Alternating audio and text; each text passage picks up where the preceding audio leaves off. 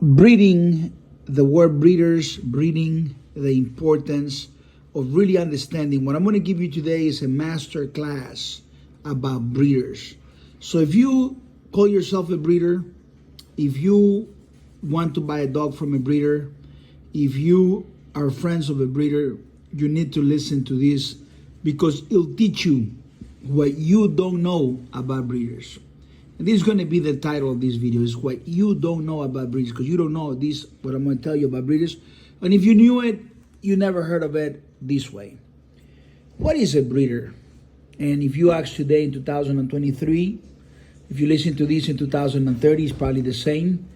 The guys that breed dogs in the neighborhood, you click breeders near me, and you find these men that are making litters of puppies and breeding them together. They call those guys breeders.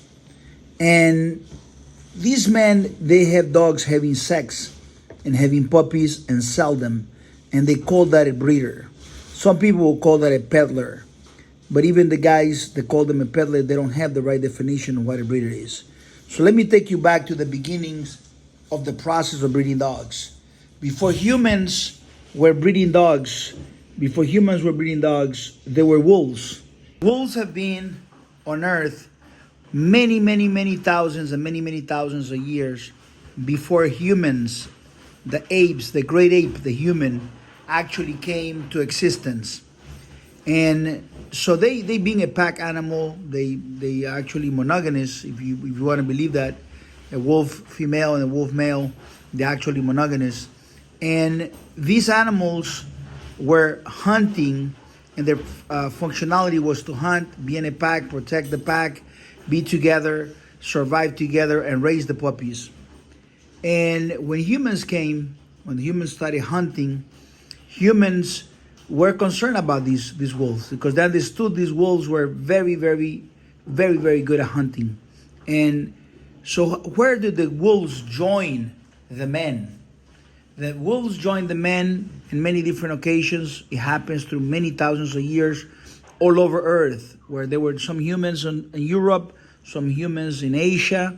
At the time, there were no humans on America, but they had them on Africa, but mainly the wolves were in the northern part of Europe and Asia. At this particular point, humans found puppies that were abandoned. Maybe the mother got killed, and they found these puppies, and they decided to raise them, and they found out a connection between humans and wolves. Maybe a mother, maybe a wolf that didn't connect with the pack. This happens to dogs as well, by the way. They don't connect with the pack, and they start to wander around, and they just maybe get bullied by other wolves, and drifted away from the pack, and became closer to humans. This is a phenomenon that happened with dogs. And as they got closer to humans started to feed them. And then humans understood that there was a functionality. Let me put this highlighted. Functionality. There was a benefit that humans can have from wolves. And it was the first benefit, it was for the wolves to let them know that there were animals or other things coming near them. So they became guard dogs to protect them, to let them know, to be an alarm.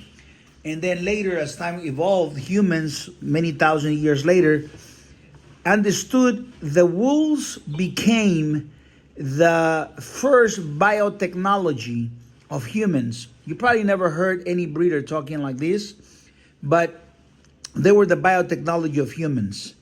And humans around the world, they started to develop, look at the word I use, develop, to develop these dogs, these wolves into dogs.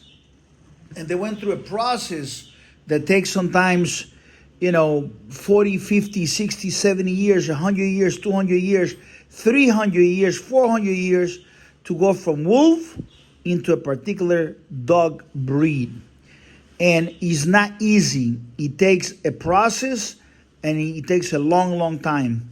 So in ancient human society, they had a medicine man, just so you have an understanding. And the medicine man was basically what you call today the doctor, okay, in those communities.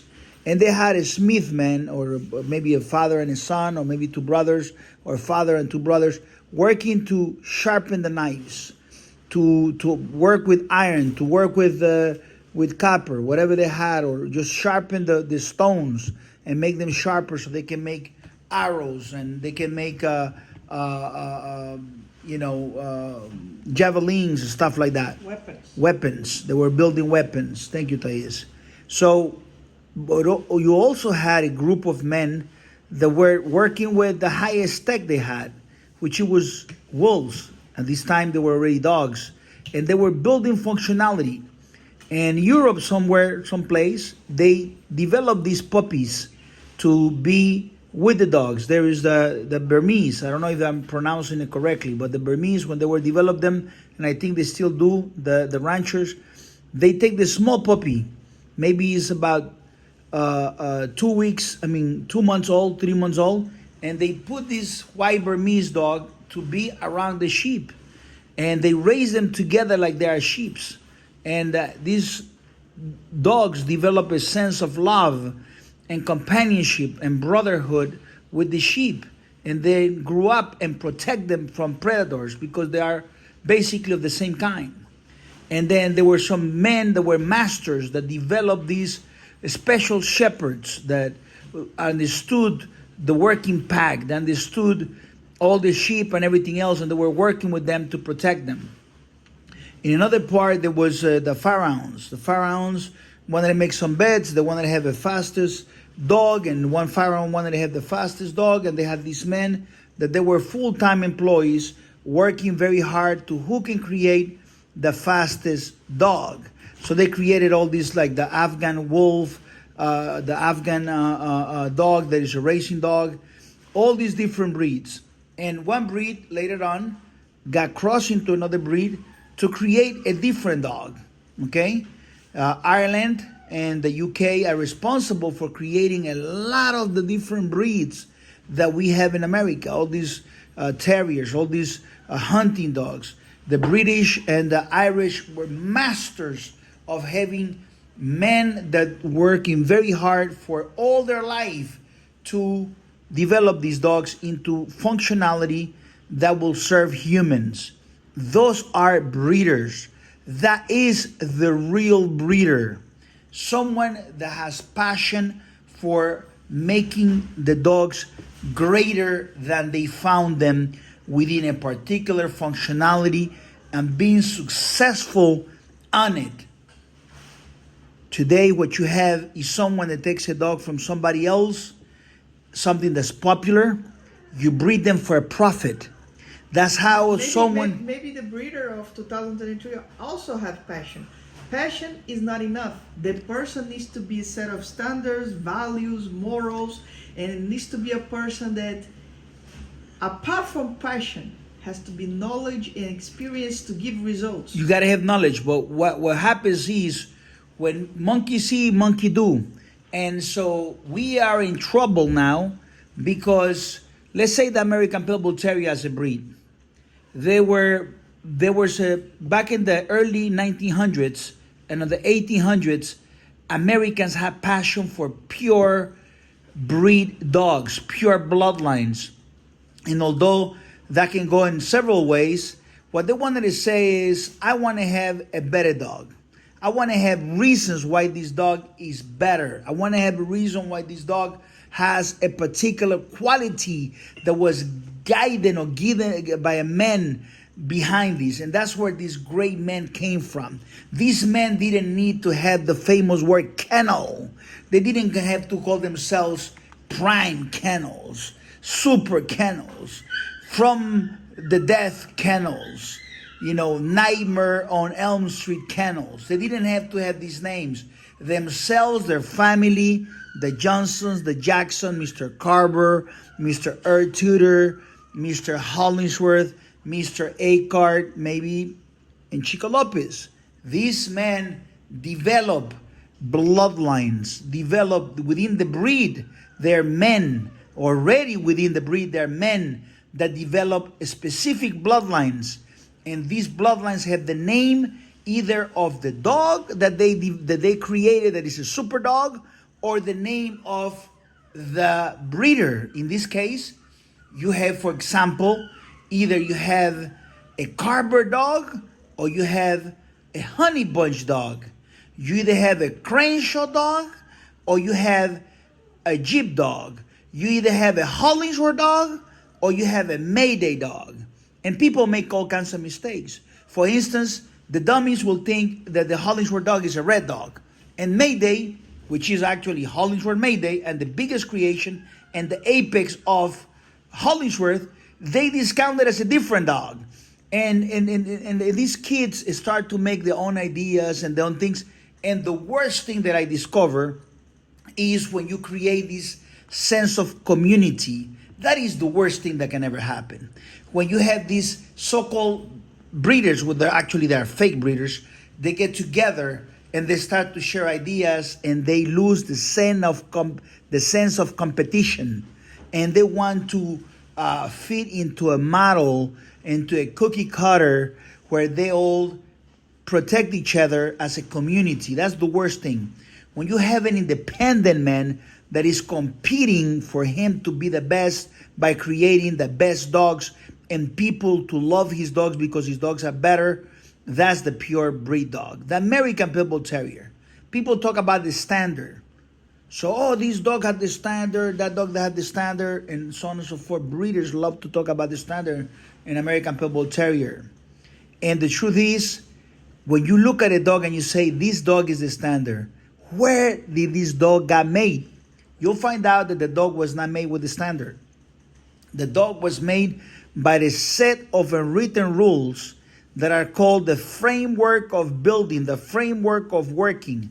And that framework in the American Pitbull Terrier is the best dog. The best dog is the only breed. That's the only animal that should be bred continuously, because what American Pitbull Terriers are animals of superiority. One is the winner and the other one is the loser. And I'm talking before we involve these dogs into the pet breeders and pet owners, which are a disaster. Not the pet owners, but the pet breeders are a disaster to the American Pitbull Terrier breed. And because they create the worst dogs. Those are not real breeders. And so what happens is, what you need to have is a sense of competition, and the best guy breeds the best female to the best male. These are powerful decisions. Let me give you a perfect example of two men that within bloodlines bred dogs, and they make these things to happen. I'm going to give you a recent samples. I'm going to give you Mr. Hollingsworth. Mr. Hollingsworth, just like an engineer, needs to make a decision to create a better transmission by using better alloys, using better technology, the angulation of the gears, the design of the transmission, the way of the system, the oiling system, the shifter. So many different things can make a transmission better. A piston engine, you can make it better by having a different size of the rod, making the rod longer, making more compression, turbos, blah, blah, blah, nitros. You can make so many things. Engineers make this decision. The racing fancier participates a little bit in it, but really what makes a difference is the engineer. They make engineering decisions. In dogs, breeders make breeding decisions. When a man is by himself and not in a community of breeders, this man like Hollingsworth goes to a man by the STP and tells him, I'm looking for the Patrick dog that I want to breed to him. And they bring Buck, which was famous and popular to everybody. You know, he was the hottest ticket in America at the time. He said, no, I'm not looking to breed to him. I want to breed to Jesus Cody. And that's how he created Hollingsworth Dolly. And this Hollingsworth Dolly, he went out of his yard to breed to Yellow. And that's why Grand Champion Mayday came from. Now, Mayday himself had a lot of sons. And Chico Lopez seen all these dogs, all the most popular dogs, from Barracuda to 600, also the Licardo, all the females, from Chanel to whatever.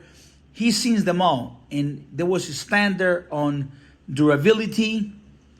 They were a little slow, per se. Some of them have good finishing ability, but they were not perfect. They were a little slow. When Chico Lopez by himself was able to see the dog, not to be confused, repeat, not to be confused with the knockoff called Macho Buck, the dog called Macho one-time winner, bred by Victor Acard. That dog it was a better version of a dog in the eyes of Chico Lopez than Barracuda, than Hunch, than everybody.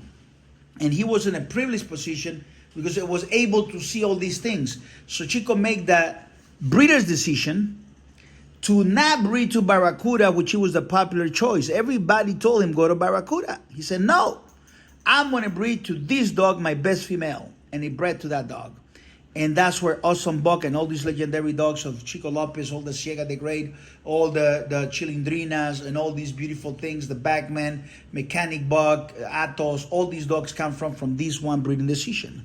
So breeding decisions are made by men which they don't believe on the popular decision. They don't believe in what drives you guys today in 2023, 2040, I guess, if they're still alive. And this is what it is, the popular opinion of other people. We don't need to have likes and the support. No. The only thing is what we believe and we want to go for it. So the difference between a breeder in the past or a real breeder of maybe today is that the real breeder is not there. The primary motive is not profits. Instead is to create and to add value, tremendous value. If you ask Chico Lopez, is about superiority, having the superior dog, the better dogs, which falls into the framework of only the best. The best male goes with the best female. And the person that decides what's the best, it is not the common guy. Because one of the biggest problems with the common guy is when he has to choose. I tell people, I said, listen, one guy called me and said, listen, can I choose the puppy I want to have? And I say, that will be the cheaper version. If you want me to choose for you, I'm going to charge you $1,000 extra. He said, why? He said, because you don't have the eye that I have to choose. Your opinion is really not on my level. You see what I'm saying? So these guys today, they are giving too much credit. They're giving too much value to their own limited opinion. And the problems of having a society, they confuse what experience is, by the way. I've been in the dogs for 40 years. I've been in the dogs for 50 years. So they might have a 1 year experience and 49 years of repetition, which is a disaster, by the way. So breeders are the cancer of all the breeds. If you go look, because all the breeds were created by real breeders. And this new jazz of breeders near me or breeders near my location, this new jazz of breeder idea is the one that breeds only for profit. And some of them are nice people, let me tell you this. Nice ladies, nice guys. But being nice is not good enough. Oh, this guy is reputable. Define to me what reputable means. Being a nice person, breeding puppies that are healthy. If you buy a dog, he'll deliver the dog to you. He'll sell you the dog. You will get a dog. That's being reputable. But that's not reputable in quality. That's not reputable in quality. Or maybe the quality you're looking for is not the greatest quality.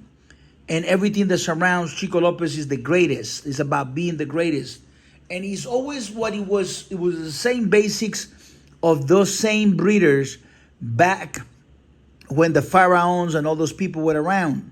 Those community, those society breeders that were necessary to work with the biotechnology that you can transform and modify to give you a particular function in society. We took the American Pitbull Terrier from the 1990s, the very best bloodlines, and we understood the bloodlines is a relationship. And within each bloodline, there is 1, 2, or 3 members, maybe only one out of 100,000 that is the one. The one. And going for the one is more important than being with the bloodline. And once you get the one and you breed them and you start to have an understanding and using your giftedness, which is you got to be gifted. Once you get to this point in your life, you have to have a gift. Have you ever seen someone that has a gift on building a home, an architect? You know, you have 2 guys that go to school to become architects. One, he learns everything from school. He's a good one. But the great ones, they actually have natural giftedness to them. They were gifted. There was a gift by God genetically to them. They were lucky to have it, and they went to the same architectural school, so they both graduate. But one becomes the guy that makes the house, that makes the something small, and the other one is the one that designed the biggest palace, the one that designed the iconic buildings that last forever. And the difference between them is the one has giftedness. When you have a breeder that has the gift of selecting the best dogs by the rookie eye, and then you add the experience to it, the global experience, you have someone that knows how to grade the dog properly. So whenever you're buying a dog, whether it's an American Pitbull Terrier, a German Shepherd, or whatever, you're going to find two type of breeders. You're going to find the new Jazz, which is a guy that has some idea, some pedigree, some story. Everybody's passionate about their own story. So you'll find that everybody thinks he knows everything. So how do you separate one guy that's a nice guy, that's very passionate? Let me tell you, when I got into dogs, I found the guys that had the Chinaman dogs. They were passionate. Yeah, everybody has a story. You go to this country, they got the best dogs and they got this story. The other one, they got this story. So how do you know who has the one that you need to choose? You go by the numbers, the numbers. These numbers are the ones that will tell you on a basic formula that is compared to what? You compare this to this. Ford versus Chevrolet. Chevrolet versus Dodge. Bugatti versus Ferrari. Volkswagen versus Porsche. Volkswagen versus Ferrari. So you start to compare. Once you compare them, you understand that there is levels to this. And you understand? And you start to understand this. You go back to the customers. You see a guy driving a Porsche. And the guy is fast. He's having a great time. He take it to the racetrack and he wins some trophies. That's a good brand. That's a good thing. You understand? But when it comes to animals, most people, and let me give you an example with horses, most people don't know the difference between a plow horse, a farm horse, a quarter horse, a donkey, and a thoroughbred racehorse, the won the Kentucky Derby or won the Triple Crown. You'll be surprised how some geniuses will say this donkey is a better choice. When they're looking at the picture of the donkey, is a better choice than the rest of the horses. And it's because people's opinions are really their biggest problem. They have no knowledge. I created this video here, this audio, for you to get that understanding. Most people already dropped the video. Most people are not listening to it. They didn't get to the ending of it because they have limited tic-tac mind. The retention span is the retention span of an insect. That's why the application is called tic-tac. You know, like a chicken plucking, tic-tac, tic-tac, tic-tac, like a real freaking chicken, okay? So most people have no brains. And these brainless creatures, one day, they decide to breed the American Pitbull Terrier. And when it becomes apparently legal, they start to create the blue. And then they create the bully. Then they create the XL. And when they become illegal because they bred trash dogs, then they move into the Frenchie. And they will keep changing from one dog to the next dog, and they will go like a plague, like cancer, destroying every other popular breed. Because breeders are a cancer of the breed. A real breeder, he's a bad motherfucker that'll take the dogs to another level. My name is Chico Lopez. You can always find me at 123pitbulls.com, chicolopez.com. My number is 806-500-5552. Subscribe to the channel. If you like this type of content, if you're an alpha male, you're not afraid to listen for 23 minutes, a very knowledgeable man to give you this free information that empower you. Subscribe to the channel. Hit the notification bell so you can get more videos like this. Drop a comment, say awesome, love it, great, whatever. I'll watch it to the end. And for those that like to pluck, I'm going to have some shorts for you guys to give you a little bit pluck action. I'm a long content type of guy. I'm a real man with a long content mentality. I can actually structure ideas like a real man used to do back in the 1960s. God bless you. Have a good one.